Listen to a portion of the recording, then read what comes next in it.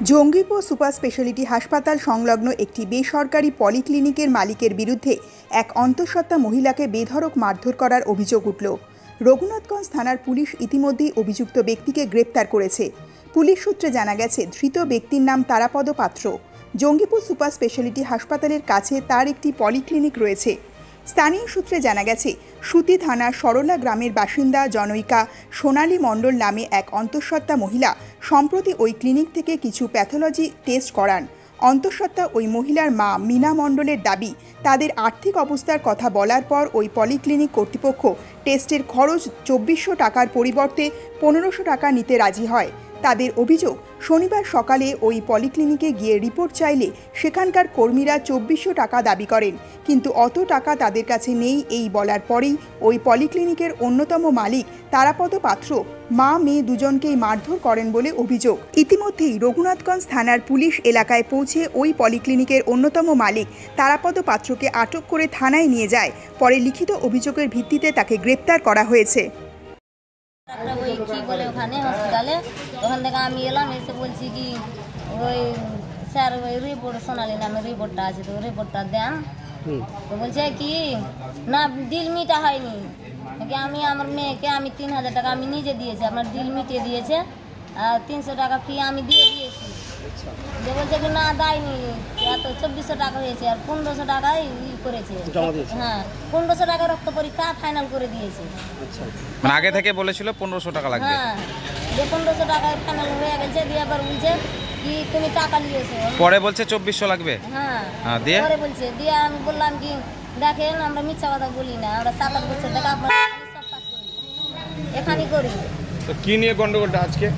আজকে আবার রিপোর্টকে এলাম, তো রিপোর্টটা দিচ্ছে না, দিয়ে আবার ওর দাদা মোটা দেখে একটা আছে, যে এটাও বলছে কি টাকা জমা করো, 900 টাকা বাকি আছে। তখন বলছে কি না, আমি তো আপনাদেরকে বলেছি কি 1500 টাকা বেশি পারবো, অন্য জায়গায় যাচ্ছি, তখন বললেন কি তোমার কাছে কত আছে?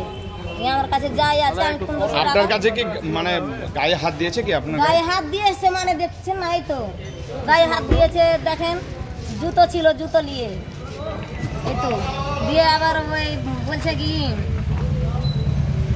কিসে মারলো?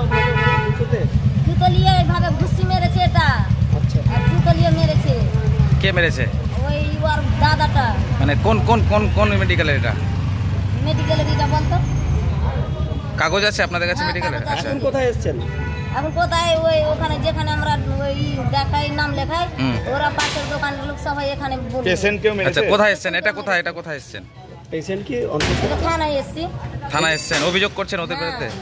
আর পেশেন্ট কি মানে যে পেশেন্ট আছে সে কি অন্তঃসত্ত্বা? মানে পেটে বাচ্চা আছে, অন্তঃসত্ত্বা। কত মাসের?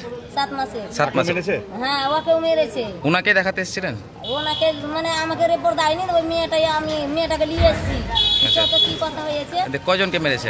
আমাকে মেরেছে আর মেয়েকে মেরেছে। এখন থানায় এসেছেন আপনারা? থানায় এসে এফআইআর করতে। কি নাম আপনার? মীনা মণ্ডল। বাড়ি কোথায়?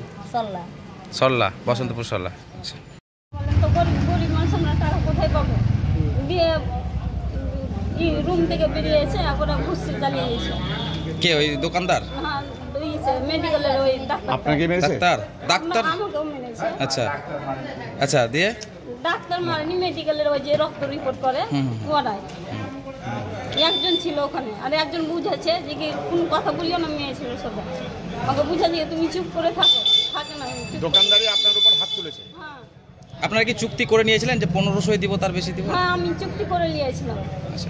আমি বলেছিলাম যে কি আমার বোনের ছিল একটা, 700 টাকায় করে দিয়েছে, ওই 1400 টাকায় রক্ত রিপোর্ট ছবি সব করে দিয়েছে। তো আমিও করবো, আমার 1500 টাকা 100 টাকা মানে বেশিলেন, এইভাবে বলেছি। তো বলছে যে কি ঠিক আছে তাই দাও মা, এইভাবে বললো। দিয়ে তারপরে ওই সাইডের লোকটা আছে, ওই কিন্তু বেশি বাড়াবাড়ি করছে। আপনার নাম কি? আমার নাম সোনালী। আপনার পেটে সন্তান আছে? পেটে সন্তান আছে 7 মাস। কোথায় মেরেছে আপনি? তো হাতে ব্যথা করছে। কিসে মেরেছে?